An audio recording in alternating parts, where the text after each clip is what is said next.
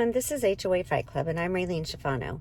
Today I'd like to discuss the reasons that I started my nonprofit, which is just over a year old, in the next couple of weeks.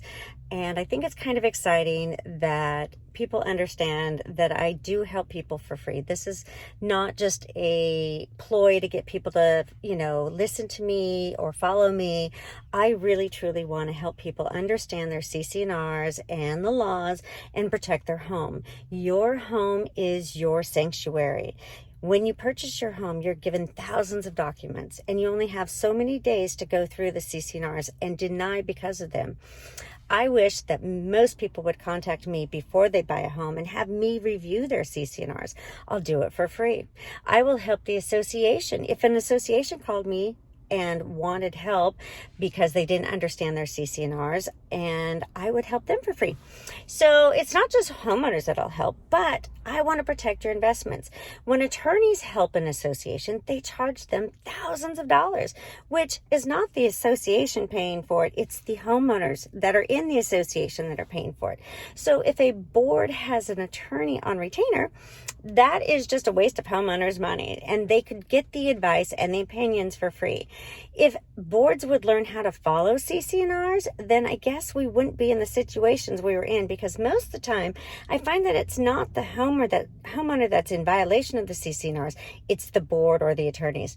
What's really interesting is when I am CC'd on all of the emails and everything, I become a witness, a third-party witness to all the actions. So I can see how the board is treating them, and they should know that I'm on there, and people tell them I've actually tried to be a proxy for a person. An attorney actually said, well, if she's a proxy, I have to bill the association for it, and I probably won't have time for her. Well, that's not okay. I'm a third party just helping the homeowner understand the CC&Rs. Why wouldn't the attorneys want people to understand the CC&Rs? So CC&Rs are written to the advantage of attorneys. Attorneys write them. Attorneys lobby for them to be passed because the legislators have no clue what they're passing in these CC&Rs and the laws. So when the laws are written for condo associations, Community Association Institute usually are the lobbyists and help the legislators write the laws for their benefit. CAI is a trades group. It is not a nonprofit to help the homeowners. It is a nonprofit. It is a trades group that has attorneys and property managers and insurance companies and construction companies that all work together to, I feel, to take the homeowners' rights away. But they cost the homeowners so much money.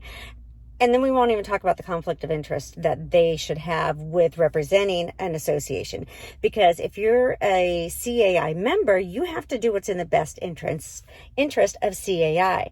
You cannot do what's in the best interest of an association. So that is their oath. So I have conflict of interest in CAI being an alternative dispute resolution people or representing homeowners associations and being a part of CAI.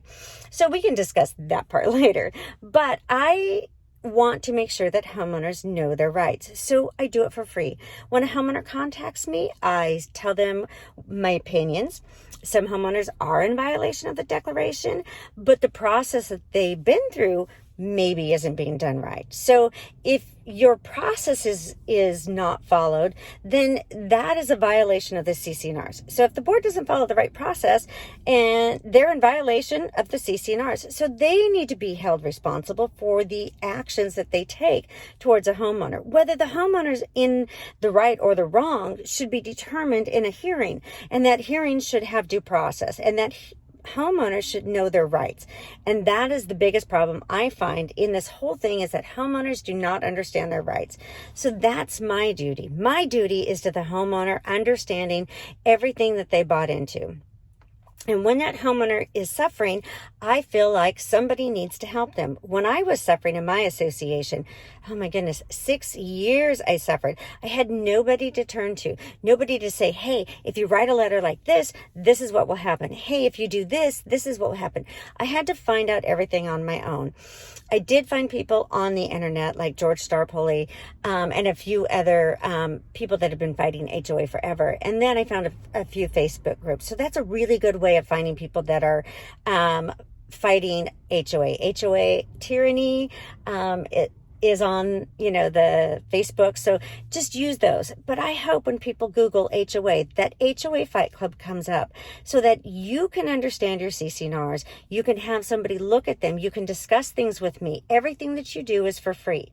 So I don't expect anything from you. I just want to make sure that homeowners understand their rights and to put the education out there so that people can make educated decisions. I don't think as many people would buy into these associations if they knew exactly what was going on. And it's kind of funny because I named HOA Fight Club, and it seems like that would be not a good name for it, but my nonprofit has to fight out every battle for a homeowner, and nobody wants to be a part of HOA Fight Club. Trust me, it's just not the place that everybody wants to be. If you're in fighting with your HOA, you are fighting when you're in your home. Your sanctuary and your security and your right to quiet enjoyment is gone. You don't have those rights anymore.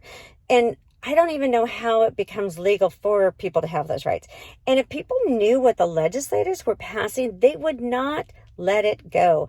I know in Washington State, Senate Bill, I think it's 5024, made it so that if there's 10 units or less in a condo association, they don't have to get permits and inspection done on the outer interior for building those condos. They get to skip that process. How are those homeowners going to feel when those condos have damages to them?